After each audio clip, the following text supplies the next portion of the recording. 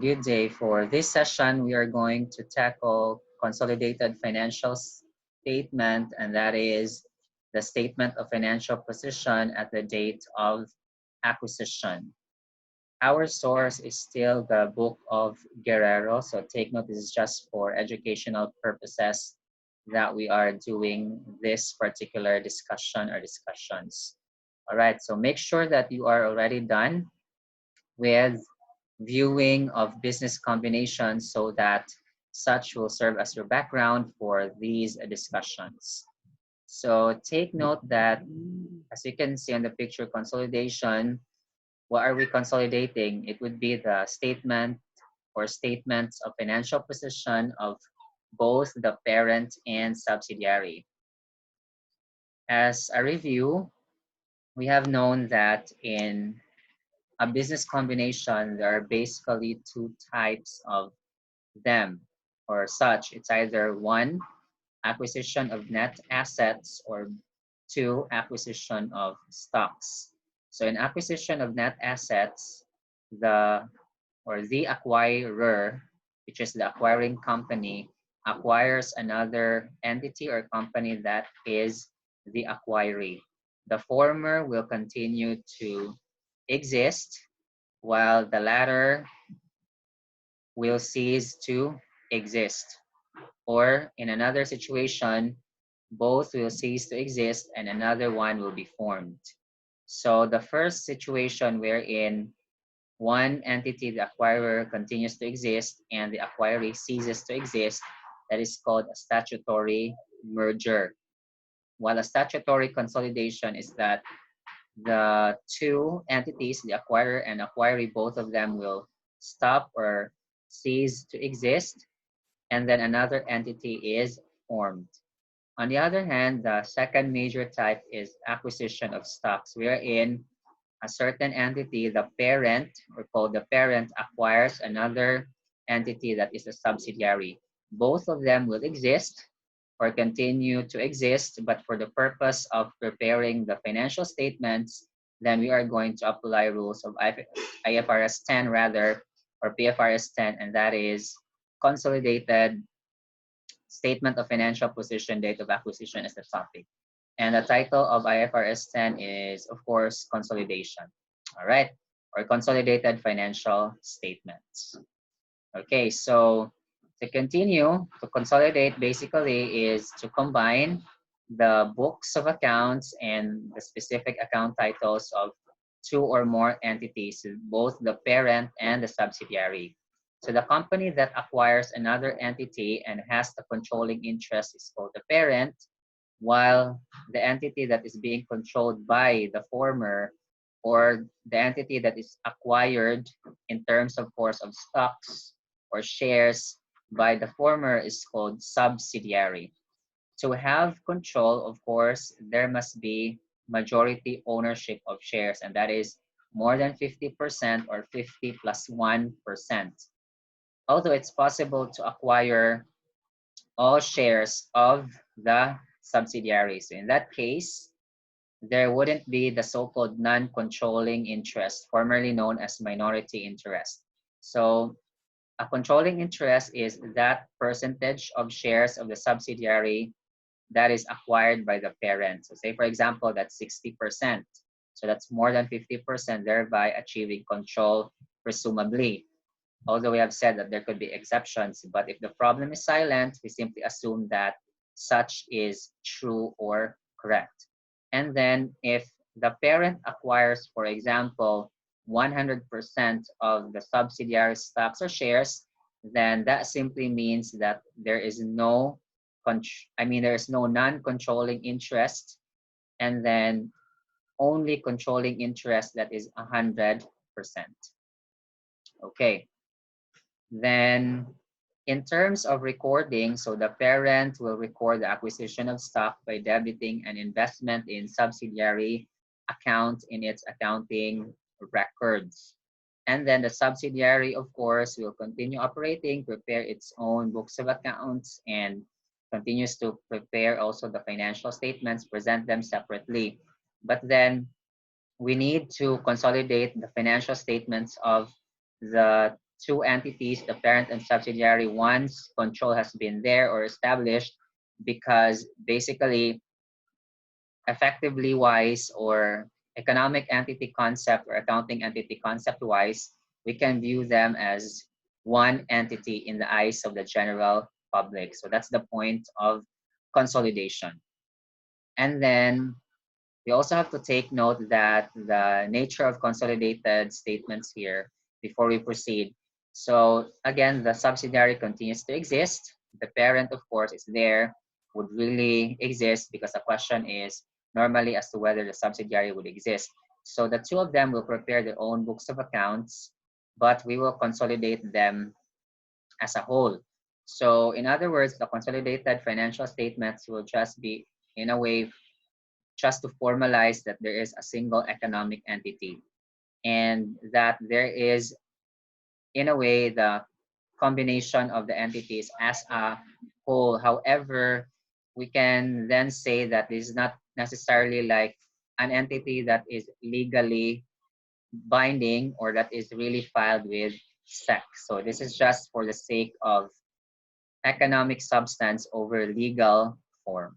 So our basis here is accounting entity concept, wherein there is a single economic entity to begin with or to analyze. Then in this case, so that we can prepare consolidated statements or financial statements, then we are going to use working papers. So working papers are like worksheets, of course, like that big yellow paper, and then it could be small though, and that is to facilitate the consolidation of the separate statements of the parent and its subsidiaries into a single set of consolidated financial statements. So take note though that we prepare consolidated statement of financial position, which is the topic here, when control has been established or achieved, or when there is really acquisition of majority of the shares, at least or as a minimum. So only the balance sheet or statement of financial position is prepared. And then after that, after a certain period of time, we can now prepare the other financial statements, like say, for example, at the end of the year. So we can prepare now the statement of comprehensive income for the year ended. Then as of the year ended, the statement of financial position, statement of changes in equity, the cash flows, the notes to financial statements, and the additional statement of financial position. For example, when there is reclassification of accounting elements in the financial statements, or when there is a retrospective application or restatement of certain policy and amount respectively. For example, for the latter amounts would be prior period errors, in which they will have to be considered and to be computed with the cumulative effect on the financial statement. So for the discussions of those, refer to IAS 1, and you may check also the other videos on the channels. All right. So to continue with this discussion, what would be the conditions? Again, we need to acquire as a parent at least 51%. So the majority of the shares should be acquired to have controlling interest. And the interest, again, that is not acquired is called the non-controlling interest. That is less than 51%. All right, so techniques. How do we prepare consolidated financial statement? As said again, only the statement of financial position is prepared at the date of acquisition, while the others would be after a certain period of time. Then to consolidate is to eliminate the investment account. It is like this. Remember, the parent will recognize it as an investment in the shares or of the shares of the subsidiary. So by placing money or by providing money, then it acquires the rights to getting dividends or profits or shares, to be more specific, out of the profits of the subsidiary. And then this investment in subsidiary account, of course, is part of long-term investments under non-current assets. Now, because we are going to consolidate then it must be that the investment account is to be eliminated. And by the way, this is on the debit side, so the impact of the credit will be on the equity section on the part of the subsidiary. So additional shares were issued of the subsidiary. So we need to eliminate the investment account because this is an intercompany account in which, as a whole, it's like the company invested something out of itself. So it bought shares of itself, which is kind of awkward and absurd to think about. But to simplify, that's how it is. So that's why we are going to eliminate the investment account against the stockholders' equity accounts or shareholders' equity accounts of the subsidiary. So by eliminating, we simply put the investment on the credit and the equity accounts on the debit. So put them on the opposite sides as you have known or as we have known in our other accounting subjects. Now, intercompany accounts are to be eliminated in the process because again, it's like putting money or it's like receiving money from one pocket to another pocket, but as a whole, nothing changes. So that's why we have to know that. We also have to take note again that the consolidation is just an additional financial statement. It does not actually remove the fact that the parent and subsidiaries have to prepare their own set of financial statements. Also, we have to take note, this is really in bold characters, and this is very important, that elimination entries, if there are, will only be there as a way or method or as helping tools in order for us to consolidate the financial statements. And they can only be found on the consolidated working papers, not on the separate books of accounts of either the parent or the subsidiary. And then later on, we are going to discuss one by one as to how do we do the elimination process. All right. So here are now certain examples that we can, of course, use for further analysis. Here's again the revisiting of comparison of acquisition of assets and acquisition of stocks, which are the two types of business combinations. Anyway, for the purpose of reviewing, so let's mention this again, that for the asset acquisition, so it's going to depend as to whether the acquirer will have to remain or there will be another entity that is formed. So in a statutory merger and statutory consolidation respectively. Stock acquisition is that the two entities will remain as is and there is just a consolidation process to pave the way to have financial statement preparation and presentation for the two entities as a whole. So we have to take note that the made entity for consolidated FSS will be not necessarily a legal entity that is made, but rather an economic entity formed for this particular standard under IFRS 10, Consolidated Financial Statements. And then we also have to differentiate the word statutory consolidation, which is clearly that under acquisition of assets, and the consolidation process, which is simply going to say the combination of or the process of combining the financial statements of two or more entities having the control relationship or the establishment of control that paved the way for combining the financial statements. So I hope that is also clear. And then another thing is that in acquisition of assets wherein we issue shares, so to acquire the assets, by the way, we can issue cash, non-cash assets, we can issue bonds payable, we can also issue shares. So for example, to just clear things out, if we issue shares to acquire another entity under acquisition of assets, so the acquiree would cease to exist, and then we issue shares to acquire that particular entity, and therefore our shares now are actually owned by the previous owners of the acquiree. So that's the point there or then of such acquisition by stocks. On another hand, if we say acquisition of stocks, really, second type is that when we, of course, issued like shares or even also cash, for example, it depends.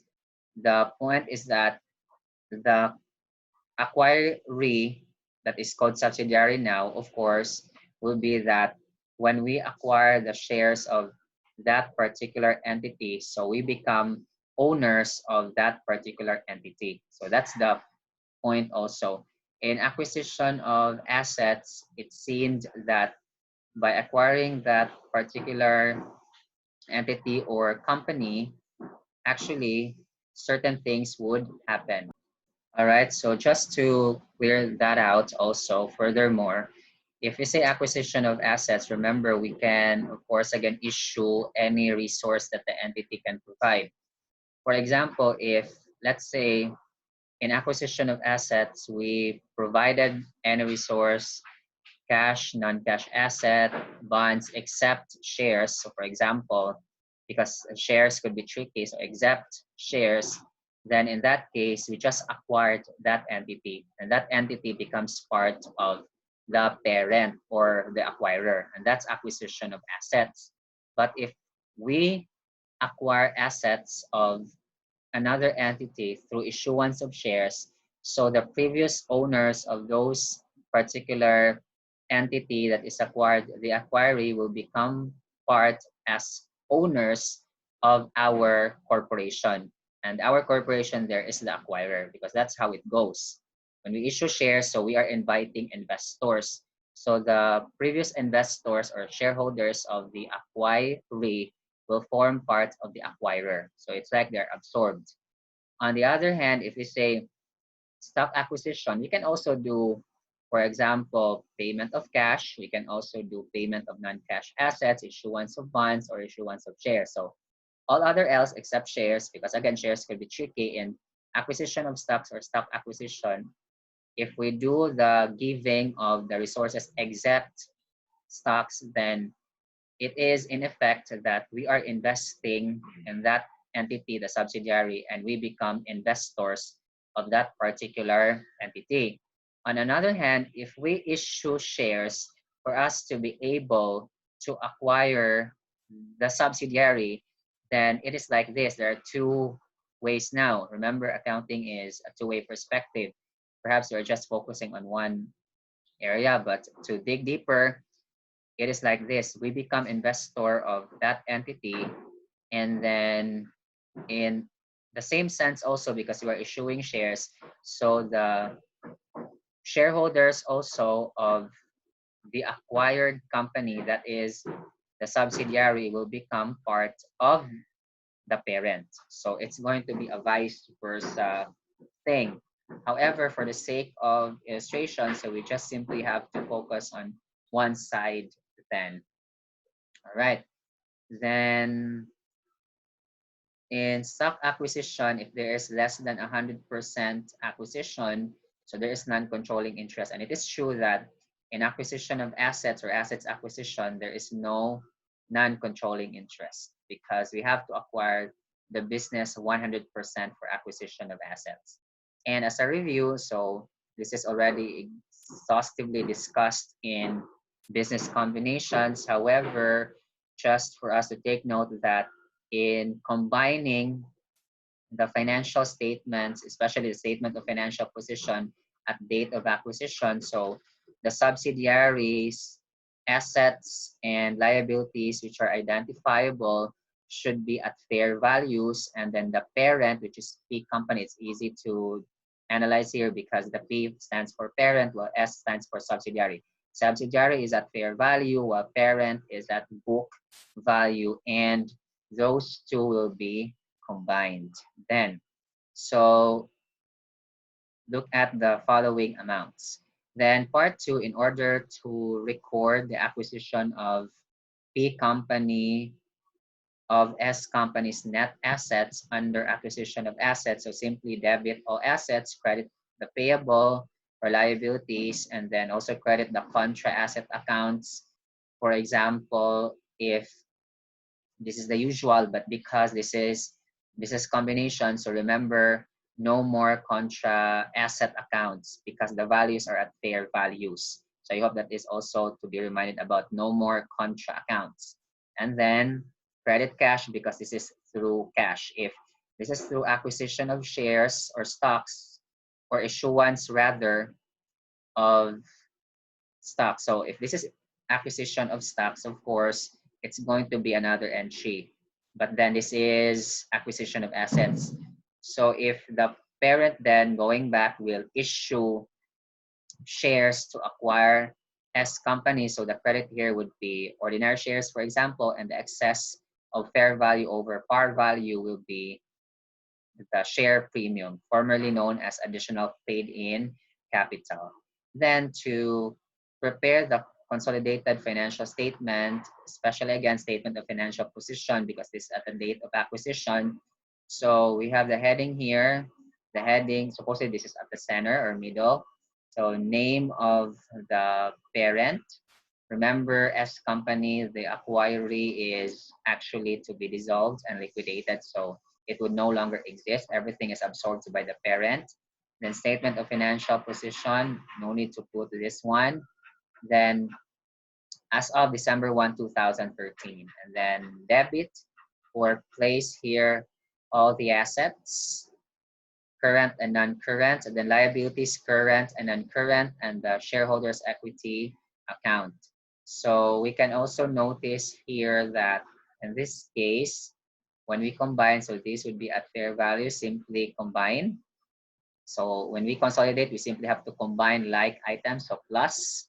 Then here we also have to plus or add. However, the accounts for equity or the equity accounts will have to be eliminated on the part of the subsidiary. So that's why it's not 100 plus 50 or 80 plus 30 or 40 plus 20. It's just 180, 40 in thousands respectively. So you can see it here.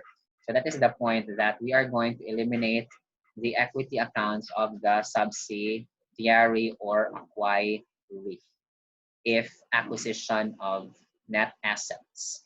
For the latter, for the former, acquisition of stocks. All right. So that's how it is actually done for this particular case.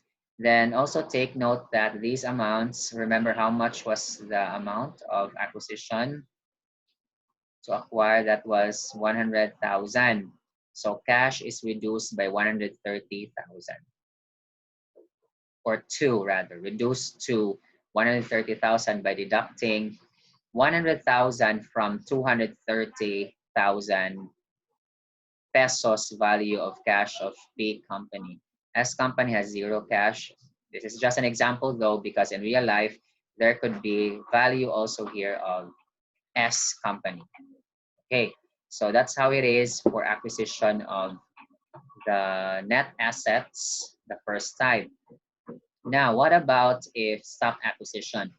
For stock acquisition that is also at 100%, actually, the consolidated statement of financial position would be the same as explained here as we go along the way. However, for the entry of acquisition, it wouldn't be like this one. To debit the assets, credit the liabilities which are identifiable, and credit whatever consideration that is given. Here, it's just going to be a debit of investment account on the part of the parent and credit the consideration. So cash and any other consideration that will be provided or given. Then how do we prepare consolidated financial statements? So the steps are here. The acquisition could be, of course, let's just say for the first part of the discussions, we actually have three situations. So we have at book value, more than book value, or lesser than book value. So in other words, or in this particular case, the acquisition is just equivalent to book value, meaning the cost of acquiring, or more or less. And then it is assumed here 100% interest just to be able to simply explain the concept of consolidation at the date of acquisition. So in this case, no non-controlling interest or NCI yet. Everything is a controlling interest at 100%. All right, so for case one, acquisition at book value, consideration given or provided is equal to the book value of interest acquired at 100%. Although we all know, guys, that fair value may not be the same as book value, and that's the case. Isn't it that when we did our computations before, that is basically the fair value of assets less fair value of liabilities, assumed assets should be identifiable to get the fair value of identifiable net assets of subsidiary. Okay, that is true. If we deduct liabilities from assets, remember the result would be the equity, and these are the equity accounts of the subsidiary. So in that case, it would actually be similar or the same if we compute. Most especially that fair value equals book value of interest acquired. So it wouldn't matter here much on this case because the amounts are the same. And then in this case, because the consideration given and the equity accounts here as shown are equal, so the excess is zero, meaning no goodwill, no gain on acquisition. All right. So to consolidate, then this is, of course, the amount already. So let's compare this. A while ago, we have 230,000 here. So meaning this is prior to the payment of fee company of 100,000 acquisition. But this one is going to be, let's check. So note that only the statement of financial position has changed to reflect the 100,000 reduction in cash. Sometimes it's tricky because the problem wouldn't say that there has already been a deduction on the given statement of financial position for the consideration transferred. So that's why sometimes it would be a matter of analysis. So we have to analyze like the cash given could be very much lesser or lower than the acquisition cost. To acquire a business is costly. It will cost like millions. So if the cash balance is very limited or low, so we would say like example, the acquisition cost is 10 million, but the balance of cash of the parent is now 2 million. So if we deduct the 10 million from 2 million, it's going to be negative. So in that case, we would then say that, oh, the 10 million has already been deducted from the cash. Here it is actually stated that the statement of financial position has reflected already the 100,000 reduction in cash. All right. So these are the given accounts and the assets down to equity values on the part of the parent and subsidiary. So how do we eliminate? We eliminate, so elimination entry number one, again, the elimination entries are just part of the working papers, not to form part of the financial statements of either the parent or the subsidiary. All right. So for elimination entry number one, that would be the equity accounts of the subsidiary to be eliminated. So we have here the common stock, APIC, and retained earnings, first of S company, and then the investment account should be eliminated also on the credit side. That's the first elimination entry as designated by the letter or capital letter E. Okay, so to prepare the consolidation or consolidated working papers, so again, we need to have heading, that is the name of the company, so P company and subsidiary, that is S subsidiary, S company subsidiary, consolidation working paper as of December 1, 2013. It's as of because of all financial statements, only the statement of financial position and the sixth financial statement, that is the consolidation working paper for, of course, well, that's additional statement of financial position. So that's going to happen only after a year. But for date of acquisition, it is only the normal or usual statement of financial position to begin with. And then for that sixth financial statement, I have already explained the circumstances that such would be, of course, prepared. Then the point was that, or is that, out of the six, only the number one and number six, wherein we're going to word as of December 1, 2013 for the date line. That's why I said it is as of. Then we have here assets, liabilities, and equity, and then the given amounts or accounts. We assume again that the S company values of identifiable assets and liabilities assumed are at fair values, which are equal to book values. So if you can notice, upon elimination, the investment account is removed, so no more in the consolidated. As explained a while ago, for the reason, again, it's like putting a resource or investment from one pocket to another pocket, but as a whole, it's just the same. Then we eliminate also the equity accounts of the subsidiary, common stock of S, additional paid-in capital of S, and retained earnings. And we get the total double rule for ending amounts for the totals. All right. So features. Elimination entry is not recorded again in either of the books. It is just for the sake of preparation of working paper and for preparation of consolidated financial statements. And after the elimination, only the equity accounts of the parent will be presented. The eliminated equity accounts of the subsidiaries, of course, or the subsidiary will, of course, not form part of the consolidated financial statement or the statement of financial position as a whole. Okay, so after we prepare the consolidation working paper, so this would be the outcome, or this can be the outcome though of for a while. So okay, this has been repeated. Okay, this has been repeated here. And then to continue, we have number 3. Okay, again, the retained earnings will only be the retained earnings of the parent. So as said, this is in accordance with the principle that acquisition accounting reflects a fresh start after acquisition of stock, not a combining of existing stockholders' interests. Very true. By eliminating the equity accounts of the subsidiary, so the parent is again having the fresh start. So the performances from then on up to a certain period of time will be combined to the retained earnings of the parent.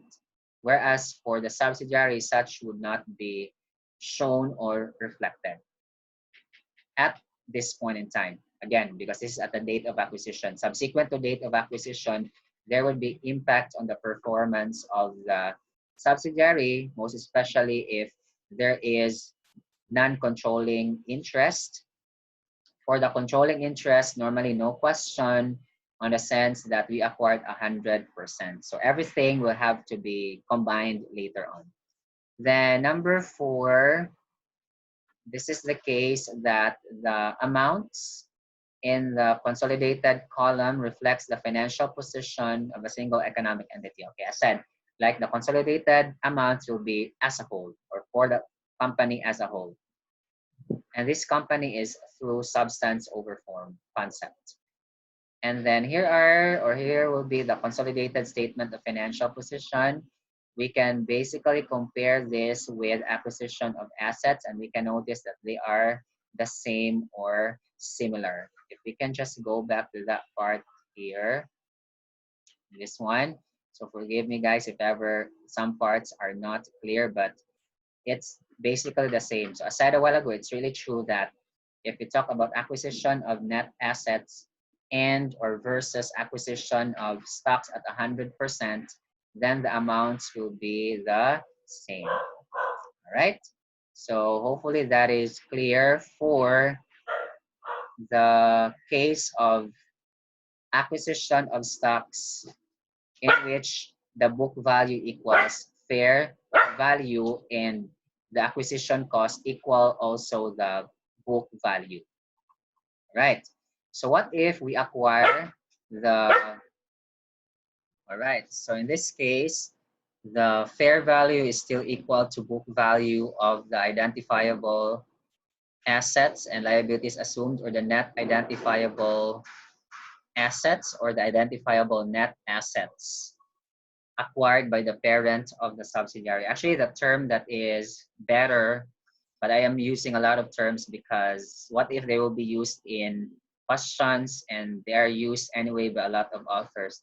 Actually, it is the identifiable net assets. That would have been a better way because we have to make sure that the assets are identifiable. Liabilities, of course, no question. Assets are having the issues of whether they're identifiable or not. So the better term supposedly is identifiable net assets. But anyway, so what I've said, this is the case wherein the fair value of identifiable net assets is equal to book value. And then that's why the presentation is at book value. In addition, the acquisition cost is higher than the book value. So to simplify, this is same entry except the amount is changed.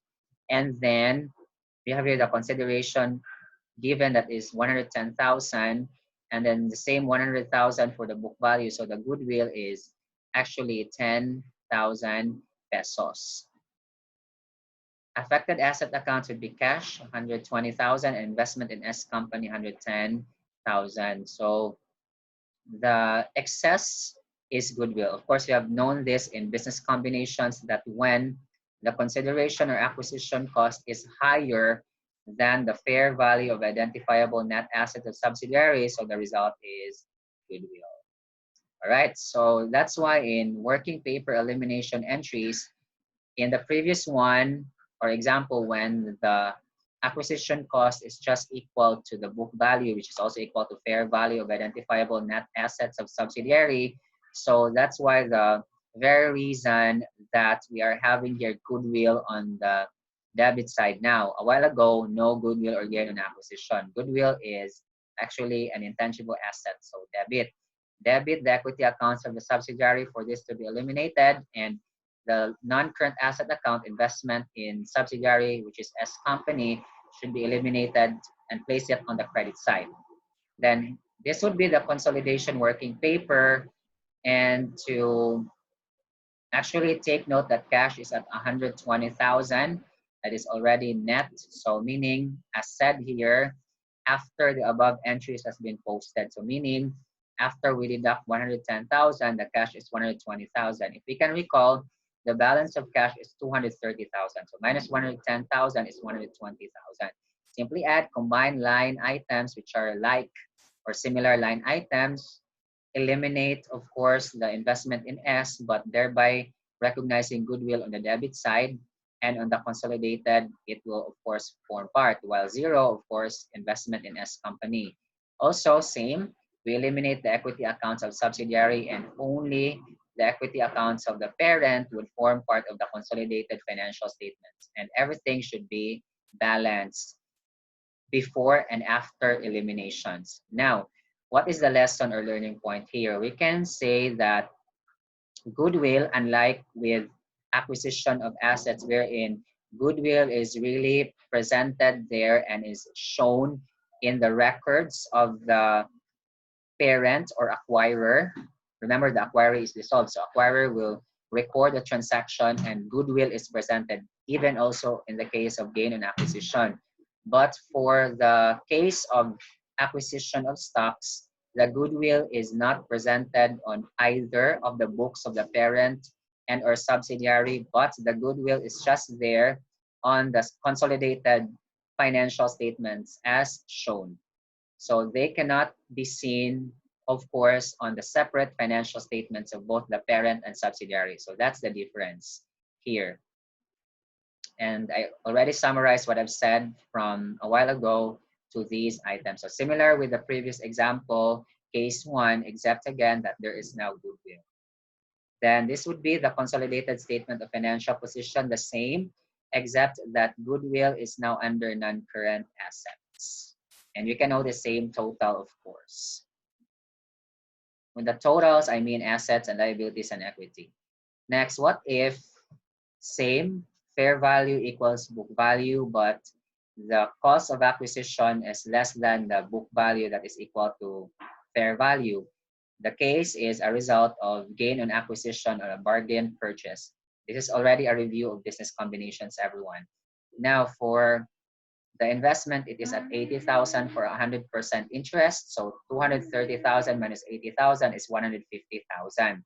So these are now the balances after we effect this entry on the books of the parent.